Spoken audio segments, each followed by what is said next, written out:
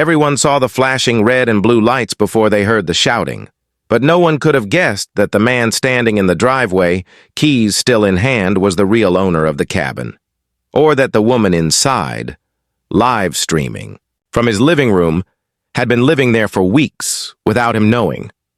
I wasn't prepared for this. Not the cold bite of humiliation that comes when you're treated like a criminal on your own property. Not the look in the officer's eyes when he glanced between me and the sobbing stranger inside my cabin, as if deciding which one of us was telling the truth. And definitely not the moment the HOA president, Diane Hawthorne, raised her voice over mine and told the police I was a dangerous stalker. The absurdity of it hit me in fragments, like pieces of glass scattered across my thoughts. 5 days ago, I'd been on a business trip to Seattle, just another software developer trying to hit deadlines. This was supposed to be my quiet weekend to recharge. Instead, I was standing on the gravel drive, staring through my own front window, watching a woman I'd never met describe my reading nook and my kitchen as if she'd built them herself. Her name was Stephanie Wilson. I didn't know it then, but I'd learn it the hard way. She had her photos on my mantle, her clothes in my closet, her food in my fridge.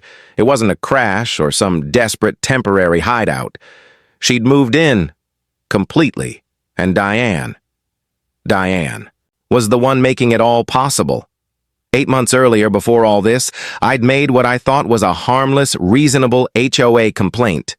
Diane's neon pink house, a violation of every architectural rule in our handbook, had been bothering me for months. I told myself I was doing it for the community to preserve property values. And in truth, I thought Diane would just repaint, grumble a little, and that would be the end of it. But I hadn't known about her finances.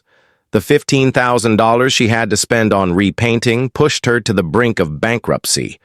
And worse, it humiliated her. I'd stood there in that packed community meeting, watching her face go rigid while neighbors whispered. I thought I was defending the rules. She thought I was destroying her life.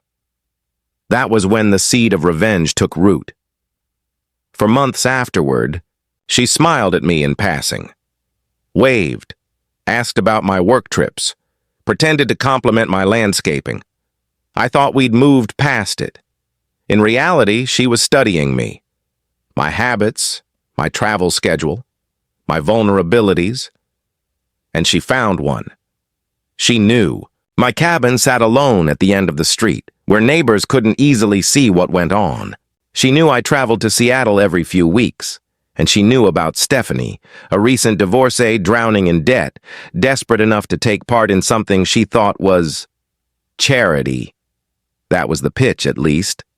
Diane told her they were creating a safe house network for domestic violence victims. My cabin, she claimed, was perfect because I was hardly ever there. She spun a whole backstory for Stephanie, an abusive ex-husband, urgent need for shelter, starting, over in a new place, and she didn't just tell it. She built it. There were staged photos of Stephanie with realistic makeup bruises, fake police reports, forged therapy records, even medical documents to back up injuries that never happened. It was an elaborate script, ready for the day I'd come home early and find the lead actress already mid-performance.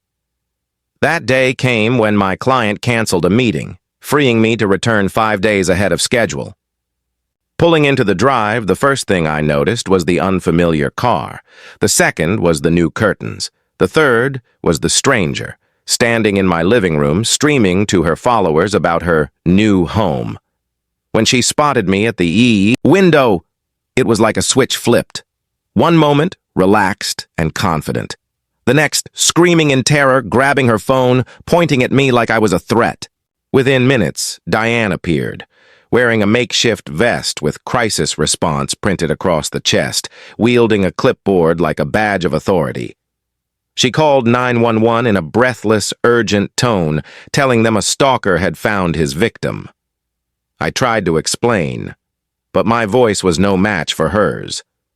She drowned me out with drama, while Stephanie's sobbing soundtrack played perfectly in the background. When Officer Williams arrived, I thought, finally, reason would win. I had my driver's license, the property deed, mortgage documents, everything proving ownership. But Diane had prepared for this too. She pulled out records framing me as an unstable neighbor with a history of targeting women. She showed him Stephanie's mail, utility accounts, and even claimed she was recognized at local shops. The final touch? Casual details Stephanie had been coached to drop, her favorite coffee shop, her go-to hiking trail. It was all carefully designed to sound like she'd been part of this community for months. But there was a crack in the script. That coffee shop she claimed to love? It had only opened 2 weeks ago. I caught it, but in the chaos, I didn't push it hard. Enough, so I was the one escorted away, banned from my own home, sitting in a cheap motel that night, watching as Stephanie's Escaping My Stalker video racked up 500,000 views in 12 hours. Every comment burned, "Stay strong, sister. This creep needs to be locked up." I stared at the screen, my reputation turning to ash one line at a time, and knew 2 things for certain. Diane had planned this for months, and she'd made one mistake too many. Everyone thinks the worst part of being accused of something you didn't do is the arrest, the public humiliation, the way strangers look at you. It's not.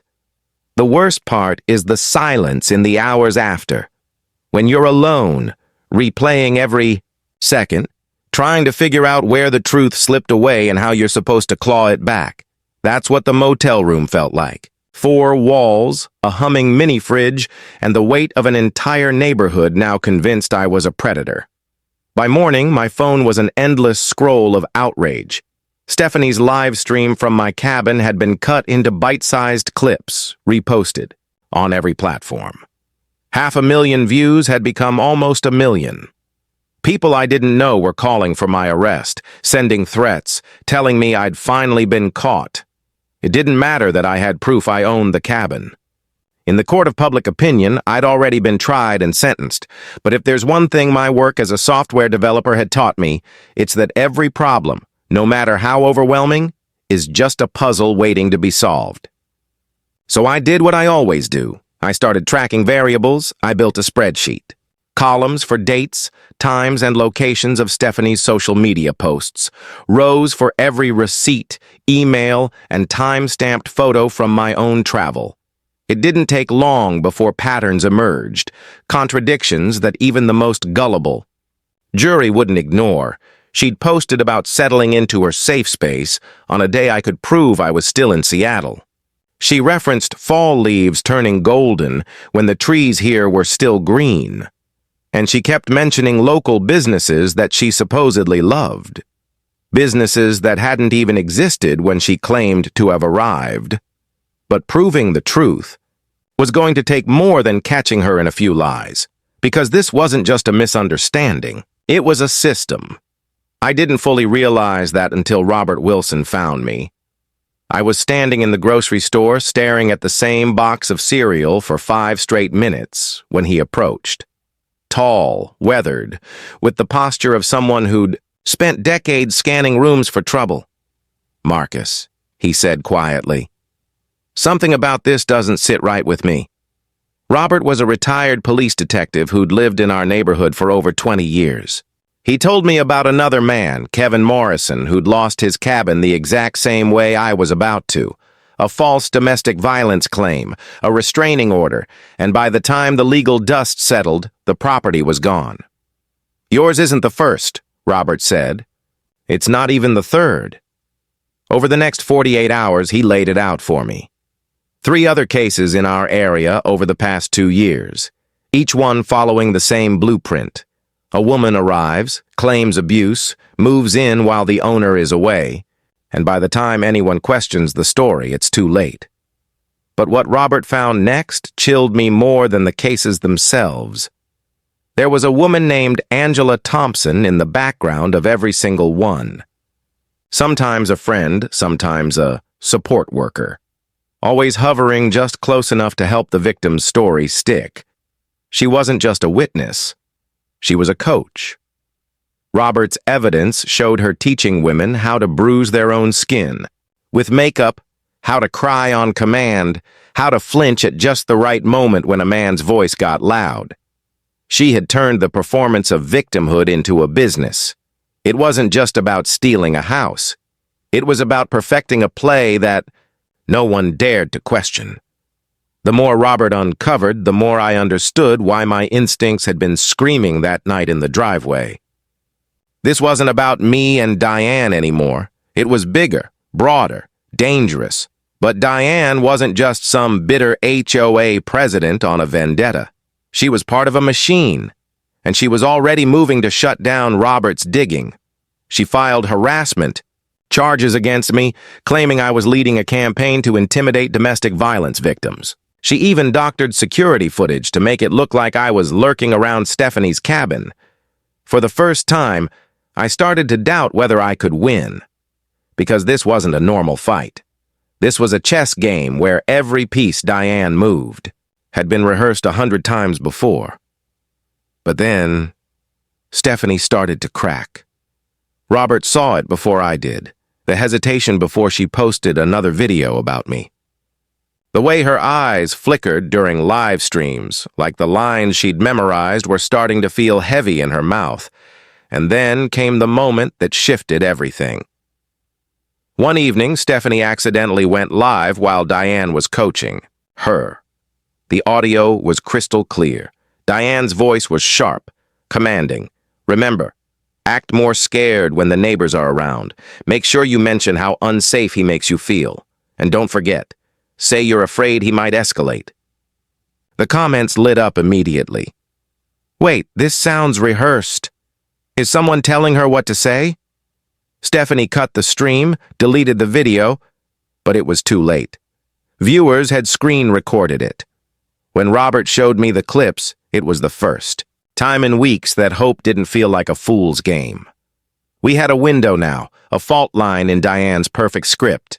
But I also knew that once Diane realized that crack existed, she'd do anything to seal it. And if she couldn't, she'd burn the whole house down. Some lies collapse all at once, like a building brought down by explosives. Others, they crack slowly, one hairline fracture at a time, until the weight of the truth becomes too heavy to hide. With Stephanie, it was the second kind. Robert kept his distance, careful not to spook her. He played the part of the neutral neighbor, just curious, just concerned, and in that role, he noticed the changes. The once confident victim persona on social media was fraying at the edges. Her live streams became shorter. Her smile didn't quite reach her eyes. And when the neighbors praised her for being brave, she didn't beam anymore. She looked away. The break came from a single word. Stephanie had been walking past Diane's kitchen when she overheard a phone call. Diane's voice was clipped, businesslike. The Wilson operation is ahead of schedule. Operation. That wasn't how you talked about helping a friend in crisis. That was how you talked about a mission, a job, a target. Stephanie didn't confront her, not then. But Robert saw the shift immediately. Doubt had slipped in, and once doubt takes root, it's hard to kill. Meanwhile, I was working my own angles. If Diane was running a playbook, I needed to reverse engineer it. I analyzed every scrap of data, social media posts, photos, timestamps, building a timeline so airtight you could bounce a quarter off it. And every line in that spreadsheet told the same story. Stephanie's account was impossible. Her timeline didn't match reality. Her safe space story fell apart under even the lightest scrutiny. But Robert's digging was uncovering something even darker. Angela Thompson, the chameleon who appeared in multiple cases, had a history so long and calculated it read like a criminal resume. At least 15 property theft schemes in 5 years. Always the mentor, always the coach, always disappearing before charges could stick. She'd turned fraud into a career. $2,000 a month plus free housing, paid not in cash, but in stolen lives. The real breakthrough came when Stephanie stumbled on Diane's coaching notebook. It was a script, literally, scene-by-scene instructions for every possible scenario. How to react when confronted by the property owner, what to say to police to trigger maximum protective instincts, how to manipulate community sympathy through social media, even backup plans for when the story started to unravel. Every fear Stephanie had expressed. Every tear she'd shed, every tremble in her voice, all of it had been written for her. That was the moment, Robert told me later, when something inside her broke. For the first time since this nightmare began, she cried real tears. And they weren't for the role she was playing. They were for the damage she'd done. But her horror turned to rage when she found the brochures. There she was, her face on glossy marketing material, being advertised as a success story for Diane's so-called emergency housing placement program. She wasn't just a pawn in Diane's scheme, she was the poster child. While Stephanie wrestled with that betrayal, Robert and I followed the money. Property records showed a trail of distress sales following every fake domestic violence case in the county. Shell companies bought the homes for pennies on the dollar, then flipped them for massive profits. In 5 years, Diane's operation had moved $2.3 million through the system. And it wasn't just greed. It was corruption, deep and wide. Judges, who pushed restraining orders through without proper hearings. Police officers who ignored evidence that didn't fit the story. City council members rubber-stamping suspicious property transfers. We weren't just fighting an HOA president, we were staring at an entire machine. The risk was obvious, and when Robert suggested going to the feds, I didn't hesitate. But trust was our biggest obstacle. Who could we hand this to without tipping off the people Diane had already bought? That's when Robert made the move that would change everything. He reached out to Stephanie, quietly, carefully, offering her a way out, immunity in exchange for cooperating with law enforcement. I wasn't sure she'd take it. But then Diane made her fatal misstep. She told Stephanie she was going to escalate, that stealing my cabin wasn't enough. The new plan was to have Stephanie walk into a police station with fresh injuries and accuse me of assault, violating the restraining order and ensuring I'd never see freedom again. It wasn't an act anymore. Stephanie was horrified. The next morning, instead of following Diane's orders, she walked into an FBI field office carrying hours of wire recordings, financial records, and a full confession. She told them everything, the fake documents, the acting lessons, the bribery, the shell companies, the network. And for the first time since this started, the weight began to shift. The FBI didn't see this as a neighborly dispute. They saw a multi-state racketeering operation, and they were ready to burn it to the ground. Sometimes, when you've been trapped in a nightmare long enough, you forget what hope feels like. For me, it came back in the form of a knock on a motel door, 2 FBI agents, badges out, straight to the point. "Mr. Chen," the taller one said, "we've reviewed the evidence from Ms. Wilson. This isn't a local matter anymore. It's federal." Just hearing those words felt like oxygen after months underwater. But the next sentence cut that air short. "We believe Diane knows we're looking at her." It wasn't a guess. Diane had already started shredding documents, shutting down bank accounts and moving files from her home into a private storage unit.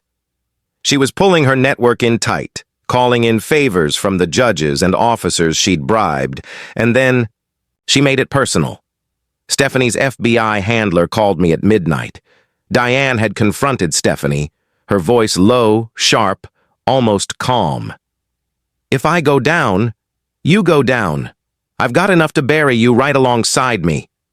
But that wasn't the worst of it. Diane had planned something far more vicious. She'd hired a man in a ski mask to assault Stephanie in public, leave my wallet at the scene, and send me to prison for the rest of my life. It was a move so cruel, so calculated, that it stripped away any lingering illusion that Diane was just a bitter neighbor with a grudge. This was survival to her. and she'd burn anyone, even her own allies, to protect herself. The FBI moved fast. They intercepted the attacker before he could make his move and documented his connection to Diane. Another nail in the coffin, but Robert wasn't just sitting on the sidelines. His network of retired cops had been tailing Diane for weeks, logging every meeting, every visit to her storage unit, every conversation with her business associates. They caught her with people who weren't victims at all, clean-cut, men in tailored suits, handing over envelopes and whispering in parking lots. They even documented her attempts to reach out to her most corrupt allies in city government, trying to stall the federal investigation. The case against her was growing, stronger by the hour, but Angela Thompson nearly blew it wide open in a way none of us saw coming. She tried to flee the country with over $200,000 in cash stuffed into her luggage. Airport security flagged her instantly. At first, she tried her victim act one more time, tears, trembling hands, claiming she was escaping an abusive ex. But federal agents aren't like small-town cops. They ran her ID, saw the FBI flag, and within minutes, she was in custody. And once she realized she was looking at decades behind bars, Angela flipped. Hard, she gave them everything. A list of victims, accomplices, stolen properties, training materials, and proof that Diane's scam wasn't local. It spanned 3 states, 47 properties stolen in 5 years. The FBI realized this was bigger than even they'd imagined. They had corruption at every level, judges, police officers, even a handful of federal employees. Agent Rivera, the man running point, told me in a low voice, "This isn't just a case anymore. This is a takedown." The logistics were staggering. Coordinated raids on 47 properties, simultaneous arrests in 3 states. Warrants for 23 people, including law enforcement officers. Every detail had to be kept airtight, because if even one of Diane's informants got wind of it, the whole thing could collapse. But Diane's instincts were razor sharp.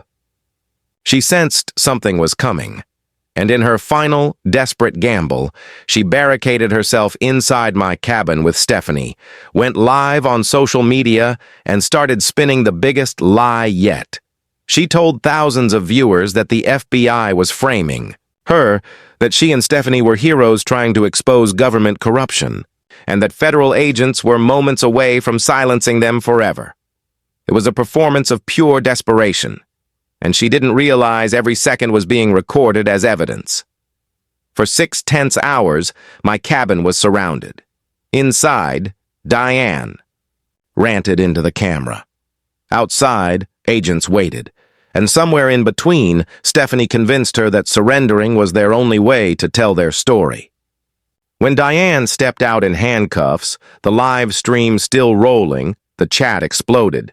Some called her a warrior. Most just stared in shock as their self-styled savior was led away under federal arrest. It felt like the end, but I'd learned soon enough. It was only the beginning. Everyone thought the trial would be a clean kill. We had wire recordings, financial records, a list of stolen properties, and enough witness testimony to crush any defense. Even the FBI agents were calling it an ironclad case. But when I walked up the courthouse steps that first morning, past the reporters and camera crews, I realized this was going to be something else entirely. It wasn't just a trial. It was a spectacle. Court TV had set up outside. A Netflix documentary crew was filming every second. Overflow rooms were packed with people who couldn't get seats inside. The nation had turned its eyes on a single question. How far could an HOA president go when power turned rotten? The prosecution came out swinging. They laid out every detail. 500 pieces of physical evidence, testimony from 47 victims, bank records tracing $2.3 million in thefts, and hours of Diane's own voice bragging about how she'd manipulated police and judges. When they played those recordings, the room was dead silent except for Diane's voice echoing off the walls. These rich men deserve to lose everything. If they're too weak to protect their property, that's natural selection. Then Stephanie took the stand. You could have heard a pin drop as she described the months of coaching that turned her into a professional victim. She talked about the makeup tricks for fake bruises, the acting classes, the scripts. And, she cried, real tears this time, admitting that every flinch, every shaky breath had been staged. I lost myself completely, she said. Every moment of fear was choreographed, and I destroyed innocent lives because I believed I was helping. Diane's defense? She fired her lawyers and represented herself, turning the trial into her final stage. She claimed she was the victim of a massive government conspiracy, that she'd been protecting homeless women from greedy property hoarders, and that the FBI had manufactured all the evidence to silence her activism. It was infuriating to watch. But then, the prosecution dropped the bombshell. The FBI had uncovered an additional 200 properties stolen using the same method, not just in our state, but across the country. Diane wasn't the mastermind. She was a small player in a nationwide network of 15 HOA queens running the same scam from coast to coast. The scale was staggering. $50 million in stolen real estate, over 500 families displaced, a fraud playbook so refined it had been taught through private online training programs. When Yabafor, the news hit, the courtroom erupted. Diane lost control. She accused me of orchestrating the entire conspiracy, screamed that the FBI had tortured Angela into testifying, and insisted that every recording was AI-generated. The judge had her removed for contempt, twice. But the IA's most devastating blow came from Angela Thompson. On the stand, she laid out the entire operation in surgical detail. The fake victim academy, the bribes, the scripts, the psychological manipulation techniques. She had receipts, names, dates. By the time I gave my victim impact statement, there wasn't a juror in the room who doubted the truth. I told them what it felt like to be branded a predator in your own neighborhood. To lose your home, your friends, your safety, not because you'd done something wrong, but because you'd trusted the wrong people. 6 hours later, the jury came back with guilty verdicts on all 47 charges. The judge sentenced Diane to 35 years in federal prison, $2.8 million in restitution, and seizure of all her assets. As the marshals cuffed her, she shouted, "You'll regret destroying a community hero." Her words didn't matter anymore. She was gone. At least, that's what I thought. 6 months after the verdict, I thought the nightmare had finally ended. Diane was in federal prison. My name was cleared. My cabin was mine again, but the quiet felt strange, like the air right before a storm. On paper, my life looked better than ever. My reputation wasn't just restored, it had been rebuilt into something bigger. News outlets called me a whistleblower. Community groups invited me to speak about HOA abuse. Federal agencies consulted me on ways to prevent property fraud. The compensation helped too. $500,000 in damages, full coverage of my legal costs. The media attention had doubled my cabin's value. Realtors marketed our neighborhood as the community that fought back. But the real reward wasn't money. It was purpose. I started speaking at conferences, helping homeowners spot the warning signs of HOA corruption. I told my story to lawmakers working on reform bills. And slowly, the fear that had lived in my chest for months was replaced with something I hadn't felt in years: control. Stephanie's transformation was even more dramatic.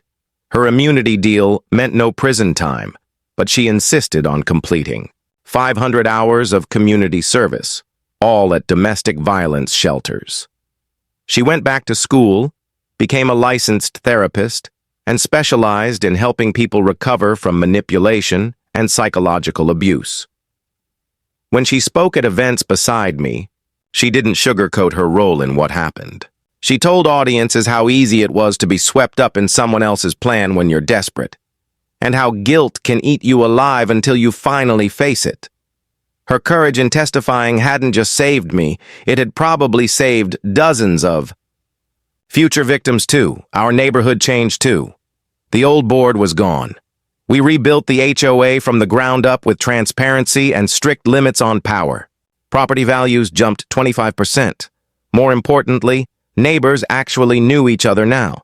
We even started an annual Truth Day, a reminder that no one is above scrutiny. Angela Thompson served 3 years of her 5-year sentence before being released for good behavior. She apologized to every victim who would hear her. She worked retail, spoke out against fraud schemes, and lived quietly, a shadow of the woman who'd once helped steal millions.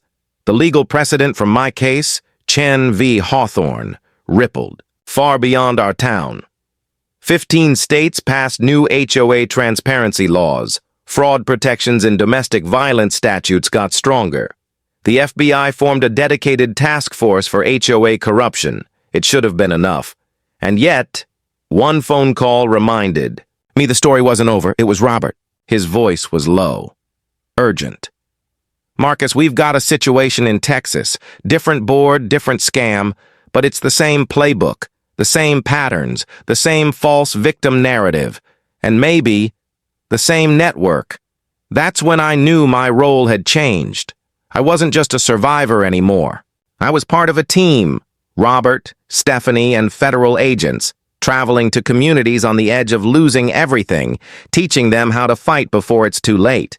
Because if Diane's case taught me anything, it's this: HOA corruption doesn't die when one person goes to prison. It hides, it waits, and it's always looking for its next target. Evil doesn't vanish just because you cut off one head. Sometimes, it grows back sharper. That was the thought running through my mind as Robert slid a file across the diner table in a small Texas town. Inside were photos, grainy surveillance, shots of a woman I didn't recognize.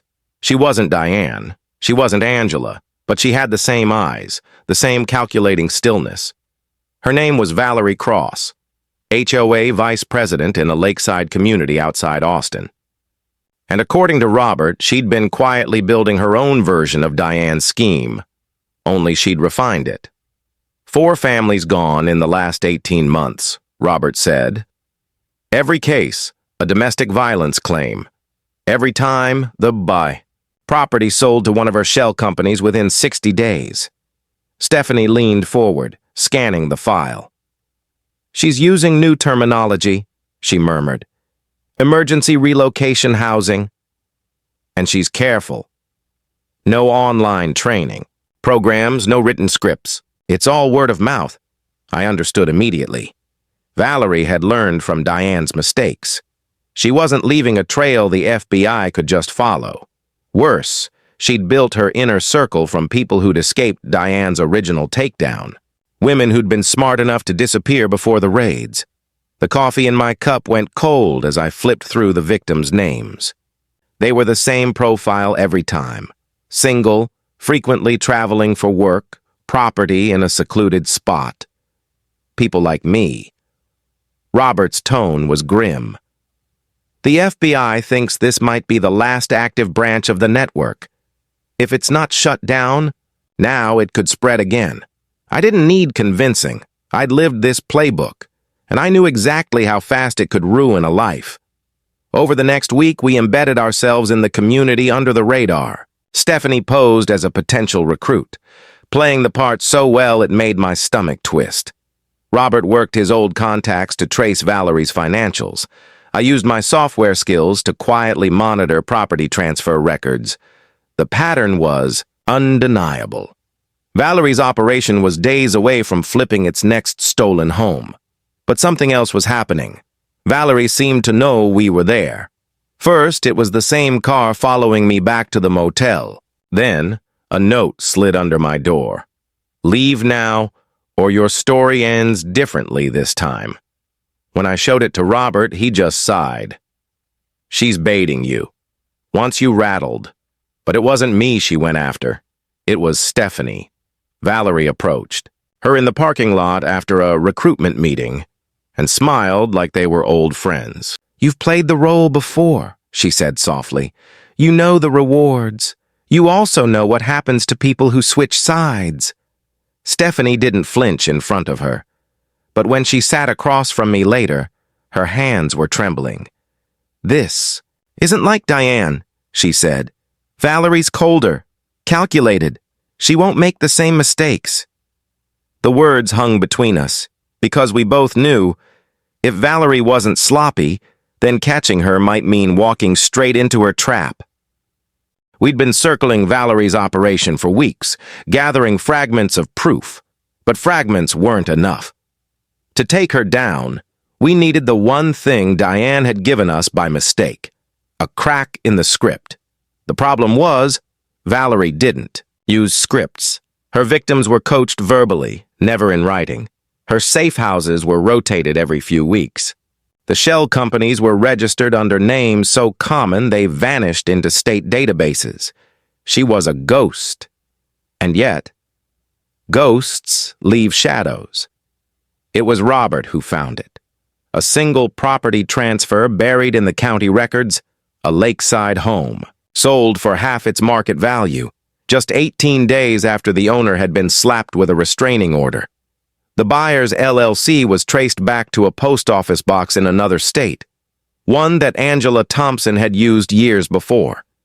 It was enough to get the FBI listening, but not enough for a raid. That's when Stephanie did something I never would have asked her to do, but something only she could. She went back in. Wearing a wire, she let Valerie think she was ready to rejoin the network. She nodded in the right places, laughed at the right moments, and let Valerie believe she was grooming another loyal recruit.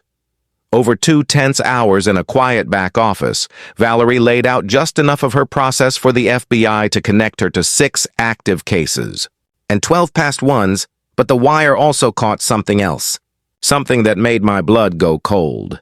Valerie knew my name. She knew where I lived, and she said it with the same casual venom Diane once had. If Chen sticks his nose in this, I'll make sure he never gets to tell the story this time. It should have scared me, and it did. But it also confirmed what I'd suspected from the moment Robert handed me her file. This was personal. The FBI moved in fast. Coordinated warrants, simultaneous arrests. They hit Valerie's storage unit, her shell company offices, her safe houses. Valerie didn't go live on social media like Diane. She didn't barricade herself in a cabin. She just smiled when the agents cuffed her like she knew the game wasn't really over. The evidence was enough to shut down her branch of the network, at least for now. The victims would get their homes back. The restraining orders would be lifted. But as I stood outside that courthouse weeks later, watching another self-appointed HOA savior face the law, I felt the truth settle heavy in my chest. This fight doesn't end. For every Diane, there's a Valerie. For every Valerie, there's someone else waiting in the wings, ready to twist good intentions into a weapon, to turn the rules meant to protect us into a tool for taking what isn't theirs.